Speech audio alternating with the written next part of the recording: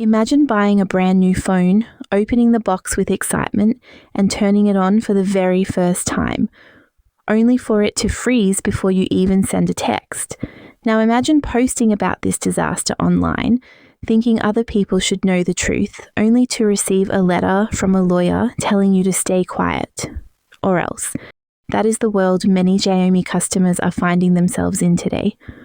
What was supposed to be the company's proudest moment, the launch of the Xiaomi 17 Pro Max, has turned into a public relations nightmare. Instead of being remembered as the phone that beat the iPhone, it is being remembered as the phone that broke, overheated, and dragged an army of lawyers into battle against its own customers. The trouble started on day one. From the moment Xiaomi unveiled its shiny new 17 Pro Max, people noticed something strange. The design looked almost identical to Apple's iPhone 17. The size was the same, the front was the same, and even the icons on the screen looked like Apple's. For many consumers, this was not innovation, it was imitation.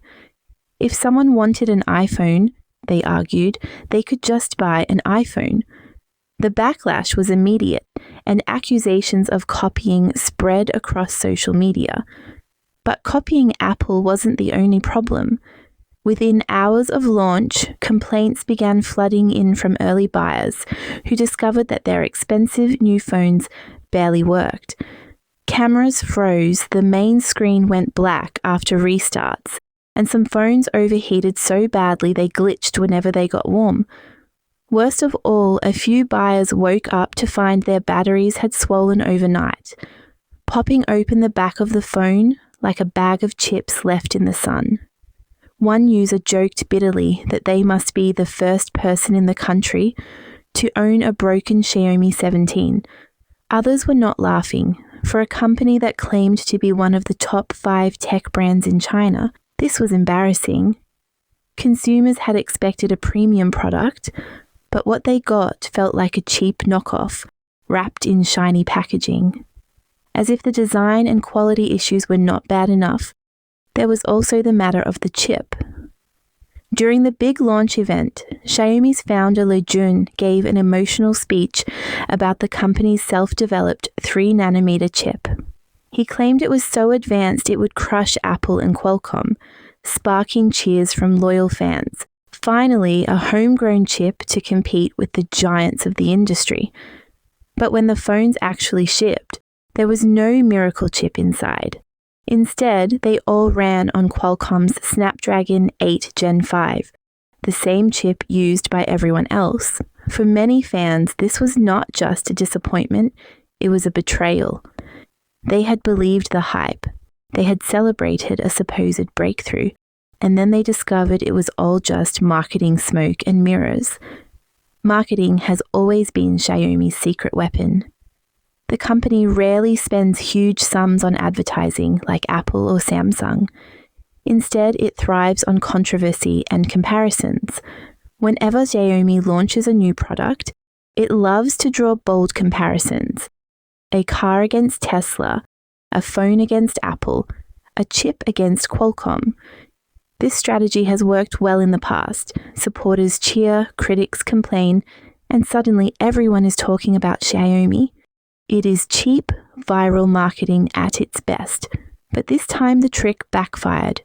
Instead of fun debates, Xiaomi's comparisons left even its fans feeling tricked. People realized they were paying nearly iPhone-level prices for something that felt like a knockoff iPhone.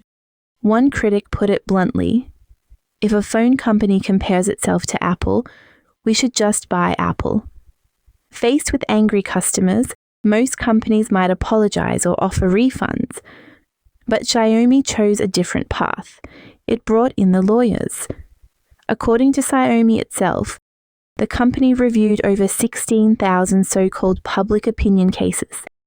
This year alone, out of those, it filed lawsuits against 92 online accounts and targeted hundreds more for investigation. In other words, if a consumer posted a video showing their broken phone, they might not just get sympathy from fellow buyers. They might also get a letter threatening them with court. Influencers began to speak out, saying their videos had been taken down after Xiaomi accused them of spreading rumors or damaging the company's reputation. One creator explained, "All I did was show my phone not working. How is that a rumor?" To many, it felt like David versus Goliath. Ordinary people armed with broken phones against a tech giant with an endless army of lawyers. And the problems didn't stop with phones. Xiaomi's car division, which launched the SU7, faced its own storm of complaints. Customers accused the company of misleading contracts, constantly changing delivery dates, and refusing to process refunds. One man said he signed a contract promising delivery in August, only to be told later he would have to wait 40 weeks. When he demanded a refund, Xiaomi shifted the blame to government subsidies and denied responsibility. On top of that, well-known mechanics and car reviewers who criticized Xiaomi's cars also found themselves dragged into court. One popular repair influencer was sued, lost his case, and was forced to pay damages and apologize publicly. Many consumers were stunned. Instead of fixing cars or phones, Xiaomi seemed more focused on silencing its critics.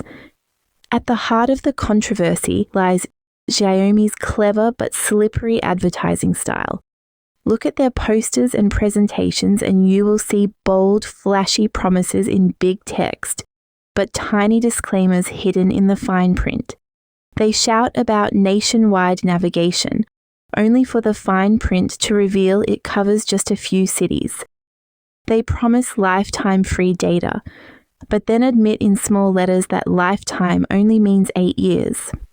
They highlight 20,000 power, but the battery is actually only 12,000 milliamp hours.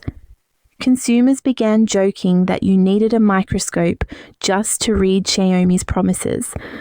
Others pointed out that China's advertising laws forbid false or misleading claims, but Xiaomi always seems to operate in the grey zone.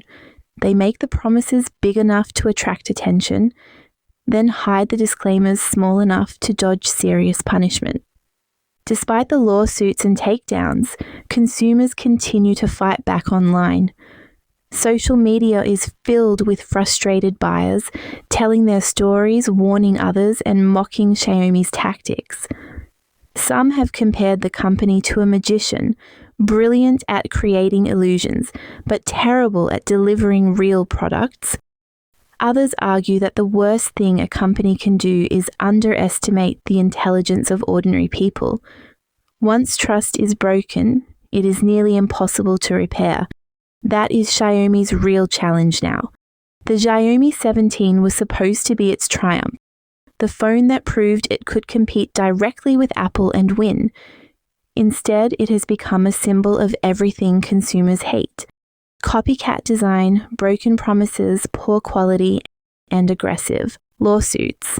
The company now stands at a crossroads. It can continue with the same playbook: big marketing stunts, bold claims, and legal threats. Or it can listen to its customers, fix its quality problems, and build products that people can trust. The truth is simple. Xiaomi may have thousands of lawyers ready to sue critics, but no legal team in the world can force consumers to believe in a brand once they stop trusting it. Lawsuits may silence a few voices, but they cannot erase the millions of buyers who walk away disappointed. And in the end, the only verdict that matters will not be written in a courtroom. It will be written in sales figures, in online reviews, and in the choices of everyday people who decide whether to buy a Xiaomi or to never touch one again. The Xiaomi 17 Pro Max will not be remembered for its specs, its design, or its Snapdragon chip.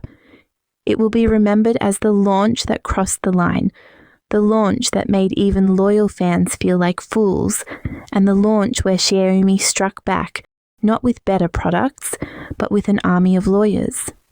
It is a warning to every company.